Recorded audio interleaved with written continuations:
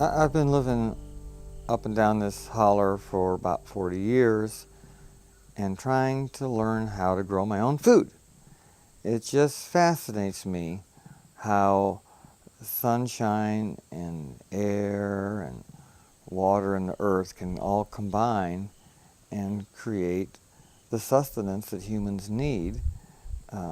It just seems so simple, and it's always just seemed to me so easy to just live on the earth and not affect it so negatively the way most lifestyles do.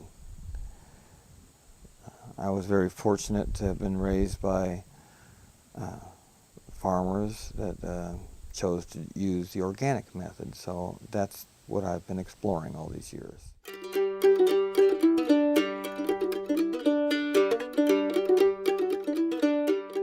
So what we do on our farm is we have 250 acres altogether, about half of which is forest. This forest is very important to the farm because it supplies the fungal activity in the leaf molds and in the fallen branches, and then there's of course the bird life and the mammal life and the reptiles and the butterflies and insects, and all this creates a system of transportation that moves this biological activity from the forest out into the fields and of course back again, so that when our plants need something, there's a lot of movement going on.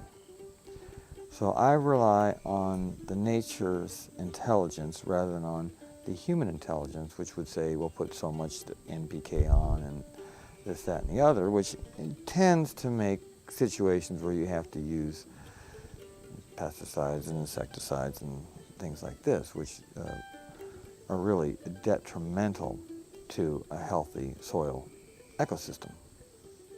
So we have these cows which can live on a few acres but make more acreage fertile. And most of the time they're living out on this farm, but in the wintertime we take the hay that we've cut from some of these paddocks, which have grown up in May and September when the grass grows faster than the cows can eat it, and we put it into rolls and bales of hay.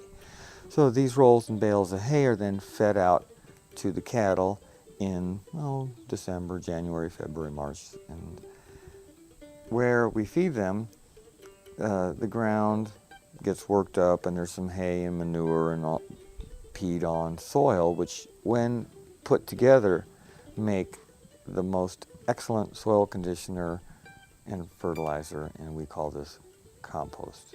Now, one of the things that I do is I study the agricultural education and how it changed from before World War I to after World War I.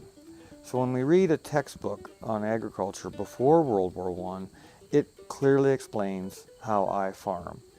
Every farm was required to have animals, grow legumes, make hay, do crop rotations, make compost.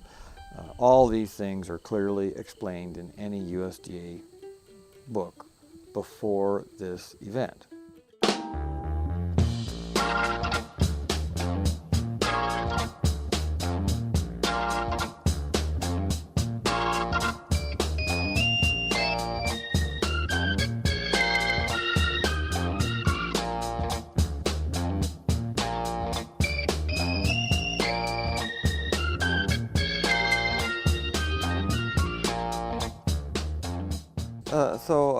A farm like ours has been around in this community for 40 years, and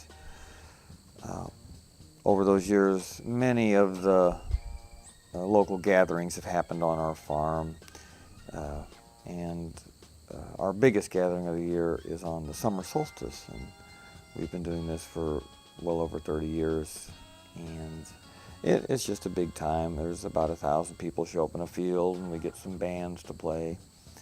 And then we've recently started doing this in the fall for the first day of fall, and have an event, a fall equinox event. But mostly what I like to do is throw conferences on organic gardening and farming. And I really love to have people come to the farm, and we take them around and show them what's going on.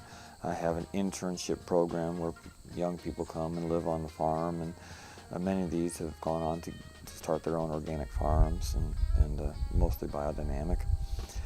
I really feel strongly that the organic local farming can shift a lot of the world's problems in a positive way. We could create a lot of jobs if Nashville, for example, got a larger proportion of its food locally. Middle Tennessee used to feed Nashville, and it will again. We're sort of in a temporary weird zone where we get our food from all these different places, but that's not sustainable, and nobody thinks it is.